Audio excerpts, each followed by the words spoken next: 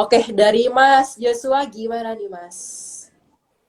Ya, harga saham berubah-ubah ya itu karena mekanisme pasar daripada melakukan aksi pembelian atau penjualan yang dilakukan oleh trader secara akumulatif. Ya, memang tergantung lebih banyak yang buy, maka lebih banyak terbentuk candle yang warna hijau, lebih banyak yang sell, candlenya terbentuk warna merah, biasanya terjadi penurunan. Nah, itu yang biasa terjadi di saham. Nggak, walaupun ekspektasi kita adalah dia selalu harganya berubahnya positif, ngalamin naik terus, seperti saham itu memang ada selalu ada mekanisme dia mengalami koreksi ketika kena resisten dan sebagainya, maka pembentuk harganya jadi bisa ada yang menurun, kadang naik, tergantung daripada reaksi harga terhadap level-level tertentu, misalnya level resisten atau level supportnya, atau bahkan daripada keadaan trennya, yang tergantung tren cenderung bullish kah, cenderung naik kah, atau secara overall cenderung turun. Biasanya yang cenderung turun terus lebih secara jangka panjang lebih cenderung lebih lama turunnya dibandingkan yang dari tren bullish mengalami penurunan. Penurunan biasanya koreksi sebutnya kayak gitu, koreksi penurunan sementara. Kayak gitu kira-kira Mbak jawabannya. Oke, semoga menjawab ya Mas Afri. Jadi menjadi seorang trader, apalagi trader pemula, butuh ketelatenan, kesabaran, dan konsistensi terkait dengan manajemen waktu untuk lebih mengulik gimana sih pergerakan arah harga saham, gimana sih siklus harga saham ini seperti yang dijalankan gitu, dan lebih fokus ke saham-saham yang memang menjadi tolak ukur target dan tujuan dari trader itu sendiri ya Mas ya. Jadi kalau memang punya target ini nih, oke, aku pantau beberapa saham ini. Kayak yang di Instagram Live kita sebelumnya ya, kalau teman-teman mengikuti. Jadi bisa dikerucutkan pemilihannya dari 100 saham nih, misalkan gitu. Dikerucutin menjadi 50 dari 30 dari 3 saham, kayak gitu misalkan. Jadi kalian nggak bingung nih untuk melihat lebih detail atau memfokuskan ke target kalian gitu. Oke, ini nih Mas, pas banget pembahasan kita terkait dengan pertanyaan Kak Resita Sivam nih, masih nyambung nih. Gimana cara screening saham yang efektif di aplikasi Poems ID? Kak Resita, Efek. silakan. Oke. Kalau misalnya screening saham itu bicara tentang yang kita cari apa dulu kan. Biasanya orang bisa pakai cari yang kebanyakan misalnya lebih dari 4% naiknya itu ada, kalau ada di kita ada 4%, lebih dari 4% naik, nanti ada diklik di bagian stock scanner itu lebih dari 4%, artinya biasanya kalau yang mengalami kenaikan kan tadi asumsinya ketika dia mengalami kenaikan kita asumsikan dia continuation ya, pergerakan kenaikan ini daripada pelanjutan dari pola sebelumnya ngalami emang naik secara tren, gerak di SMA 200 atau sebagainya. Nah, di situ bisa nanti ketemu list sahamnya yang berdasarkan daripada close kemarin, itu nanti kalian bisa screen di sana, misalnya dapat 20, kalian lihat dari situ 20-nya, yang benar-benar dalam keadaan bullish, misalnya dalam di garis atas exponential moving average yang mana mungkin di atas exponential moving 200, kalian klik satu-satu, paling isinya tinggal sisa 20-30-an lah ya, karena nggak Ya. semua saham kan naik. Kalau dilihat aja, kalau dilihat berdasarkan data aja, nggak semua saham naik dalam satu hari itu, walaupun IHSG hijau. Kayak gitu loh. Betul. Itu kalian udah benar-benar filter daripada pergerakannya. Yang mana pergerakan dari 4% itu kan juga cukup tinggi. Mungkin merupakan reaksi terhadap kena support penting, atau bahkan terjadi breakout terhadap area trendline tertentu. Kayak gitu. Nah, jadi semoga menjawab ya Kak Resita underscore Sivam. Jadi kalau misalkan kalian pengen tahu lebih dalam nih terkait dengan screen saham untuk pemula, misalkan kalian bisa ikuti kelas edukasi technical analysis untuk pemula. Untuk jadwalnya bisa kalian pantau di Telegram resmi Philips Sekuritas Indonesia ataupun di media sosial Talk to Philips. Jadi nantinya untuk jadwal kelas edukasi bisa diupdate secara berkala dan kalian bisa mengikutinya sesuai dengan kelasnya ataupun waktunya yang kalian pengenin. Jadi untuk edukasinya lebih terarah karena biasanya untuk webinarnya sekitar 30 menit sampai 1 jam gitu. Jadi kalau misalkan Instagram Live ini basicnya, untuk webinarnya biasanya lebih mengupas sampai kulit-kulitnya gitu. Iya, bahkan bisa lebih daripada 1 jam. Sering banget sampai 1 jam 30 menit itu. Kalau sesi tanya Betul. jawab benar-benar antusias beberapa orang di Philips Sekuritas. Betul. Nah, gimana cara join Telegramnya? Kalian bisa langsung lihat story Talk to Philip dan klik link grup Telegram dan join untuk bisa mengetahui update kelas edukasi yang bisa kalian ikuti. Nah, jadi tiap bulan pasti akan ada kelas edukasi technical analysis, fundamental analysis, ataupun kelas reksadana gitu. Jadi kalian bisa mengikutinya sesuai kebutuhan kalian. Satu lagi ya Mas, untuk pertanyaan dari Sobat Philip. Ini agak panjang, mungkin Oke, Mas Joshua agak sedikit nggak kebaca ya, aku bantu baca. Dari Kak oke, Coko, halo Mas Joshua, jika dalam oke. Halo perjalanan juga. saya melakukan trading dengan banyak tipe, wah banyak tipe, dan semua bisa menghasilkan cuan, maka Oke.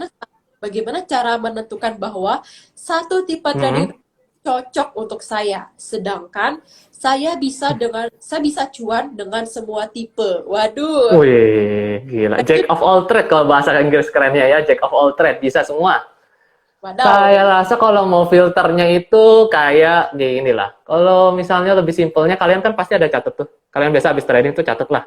Persentase yang lebih sering kena TP yang mana, reward paling gede yang mana. Nanti kalian kan kelihatan, kalian bandingin hasilnya tuh. Misalnya kalian bandingin ada 4, kalian pakai yang tadi 4-4-nya kalian pakai lah. Kalian kombinasin pakai semua, ternyata hasilnya ada benar-benar ngasilin cuan. Pasti ada yang lebih dominan. Gak mungkin hasilnya sama rata persis persentasenya. Itu most likely gak mungkin, karena caranya kalian trading beda, cara masuknya beda kan, terus holding periodnya beda, cara skill yang digunakan beda, nggak mungkin benar-benar hasilnya persentase benar-benar datar performanya sama. Gak Itu mungkin. most likely not gonna happen, nggak mungkin. Nanti kalian lihat performanya secara misalnya 6 bulan terakhir, 6 bulan terakhir aja datanya, misalnya 6 bulan terakhir yang paling atau sampai setahun boleh juga, terserah, itu tergantung. Misal time frame yang lebih lama 6 bulan sampai setahun nih, kan lihat dibandingin. Ini saya bedain, dicatat yang scalping yang mana, dipisahin yang trading tadi, position trading atau swing trading yang mana. Terus kalian lihat hasilnya, bandingin tuh satu-satu. A, B, C, D. Pasti ada yang lebih dominan salah satu. Maka difokuskan yang lebih dominan itu. Bukan, Oke. kalian gak perlu sampai jack of all trades, semua bisa, semua kayak gitu kok sebenarnya. Kalau bisa dioptimumkan, misalnya nemuin benar-benar yang lebih cocok buat kalian, atau kalian menemukan ternyata dua kombinasi daripada 2 dari 4 itu benar-benar cocok untuk kalian, itu pun bisa, nggak apa-apa. Asal hasilnya performance-nya kelihatan lebih optimum yang mana. Ketika digabungkan kah? Ketika sendirian kah? Lebih optimum? Itu kan beda, tergantung. Ketika kalian cek hasil performanya, benar-benar ternyata lebih optimum digabungkan, ya silahkan gabungkan. Nggak ada salahnya. Tapi lebih baik kalau nggak, saya pikir kalau ada yang lebih optimum nggak digabungkan, daripada ribet-ribet gabungin, mendingan Ya, pilih satu aja. Iya dong. Jadi nggak betul. nyari sampai bingung. Oke. Jadi yang pertama yang bisa dilakuin adalah nentuin time framing-nya dulu ya. Misalkan mungkin 3 sampai 6 bulan dengan beberapa gaya trading itu, dengan tipe trading itu. Ya, dilihat itu performanya kayak gimana tuh.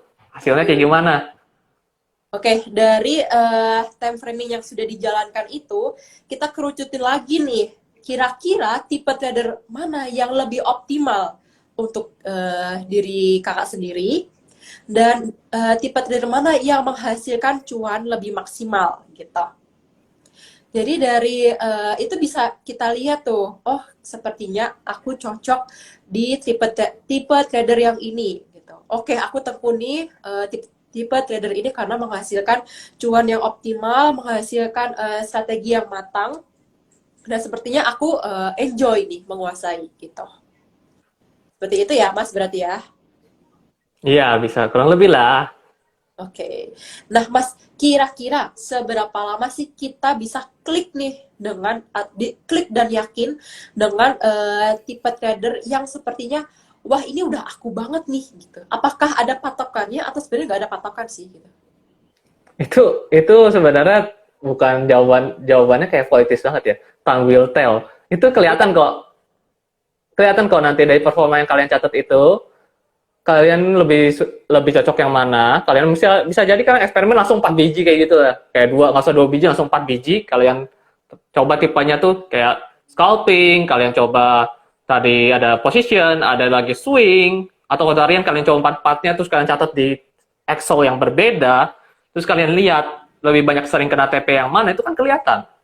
Persentase win rate menang kalian lebih banyak usia yang mana? Itu pun salah satu simpel dalam twin ya, kayak gitu aja pun sebenarnya udah cukup menggambarkan ya.